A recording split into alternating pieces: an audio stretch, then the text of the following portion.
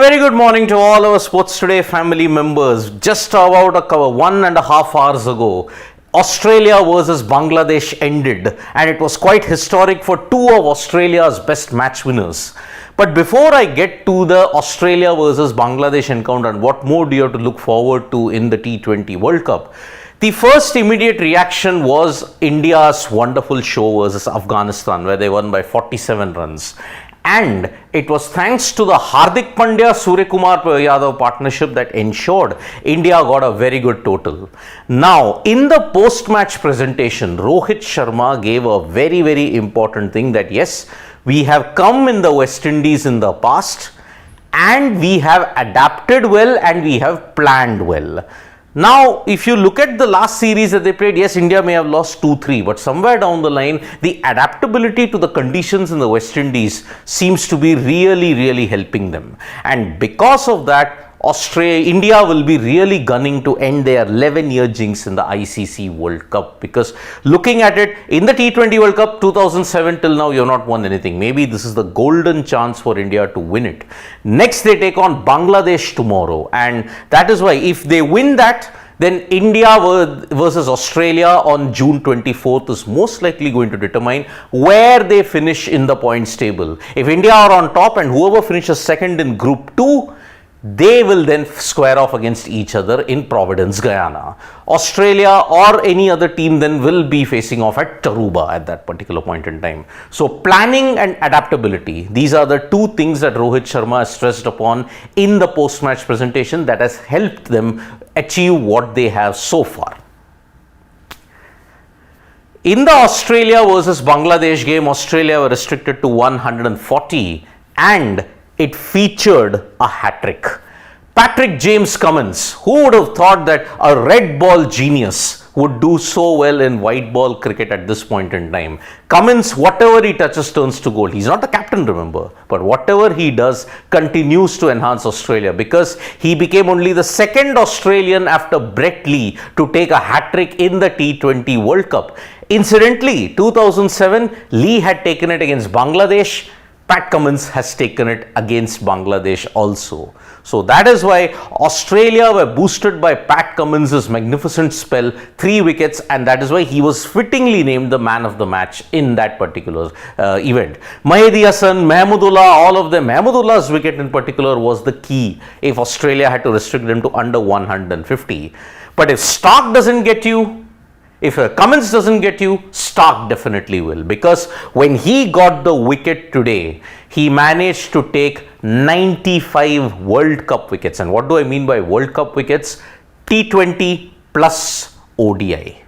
Mitchell Starc is the GOAT when it comes to World Cups. GOAT for a reason, because he now has 95 wickets, which is the most by any bowler in the history of World Cups combined, T20 World Cups and ODI World Cups. It is the best ever.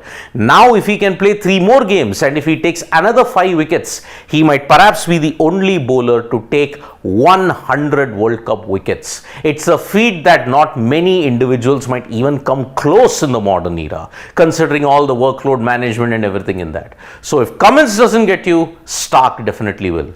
GOAT for a reason. Today's game is massive when you look at Group 2, because England take on South Africa. South Africa have so far been unbeaten in this, but they managed to scrape through versus the USA. England, on the other hand, put on a dominant show against the West Indies, and it's a clash of two teams that will be hoping that they finish on top of the group. Remember, Group 2 is a bit more trickier, because if South Africa lose this, then it is a straight shootout between West Indies and South Africa for the second spot, provided West Indies in the morning game beat the USA. So this is how we are looking at Group 2 shaping up. Whoever wins this is all but assured of a spot in the semi-final that they will play in Taruba or in Guyana at this point in time. So it depends on the position. South Africa might not start as the favourites, considering they have been very scratchy in all of their games, but never count them out. England, dominant performance yet again against the West Indies. Can they do it? Switching continents, and if you have to look at switching sport, it is time for the Euro. And yesterday in the night time, you saw a very attritional, turgid game between Spain and Italy. Yes, there were chances created, but Spain managed to win 1-0 thanks to an own goal from Italy. Italy's defense held firm, and had it not been for that one own goal, you could have seen all the games in the Euro yesterday end in draws, because Spain not only managed to win 1-0, but England managed a 1-1 draw against Denmark also. So that is why if you see 3 games out of the 4 that happened in the Euro all ended in a 1-1 draw, except for the Spain-Italy encounter. Now because of that, Spain are in good contention for the Euros as well. And maybe joining them, no, this is not the Teenage Mutant Ninja Turtle that I'm talking about. Kylian Mbappe, remember, suffered a broken nose during the game versus Austria, and now he's recovering from that. He's wearing the mask. France are going to take on the Netherlands in what promises to be a crunch Euro 2024 game. So that is why whoever wins that is going to get momentum into the round of 16 at this point in time. So France versus Netherlands is also going to happen. Big game today in Euro. Hockey India announced their 27-man squad for the Paris Olympics 2024, and all the names who are there, Krishan Pathak, PR Srijesh, Harmanpreet Singh, Hardik Singh, all proven match winners are in that squad. There is not much of a change, barring one major absentee who's not been picked, and that is Dilpreet Singh.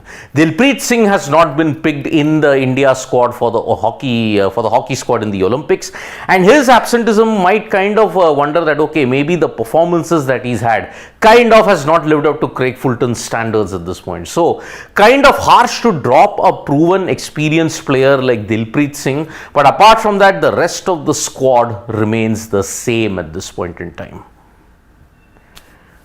Now there is some news regarding archery, and hopefully on Monday we will come to know what is India's position, because in the World Cup India missed the slots that were there. There were 2 Olympic quotas that were there.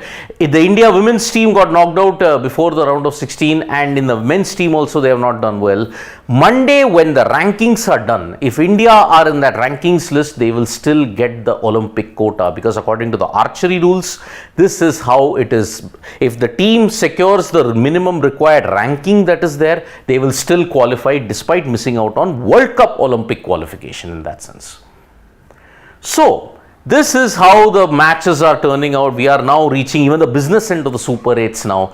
Today is going to be a vital encounter in Group 2. Tomorrow, short turnaround time, India versus Bangladesh, followed by the morning game, which will be Australia versus Afghanistan. A grudge rematch of the World Cup that will happen at Arnesvale in Kingstown. Thank you so much, folks, for joining us for this video. Subscribe to Sports Today for all the latest news and analysis. Bye-bye.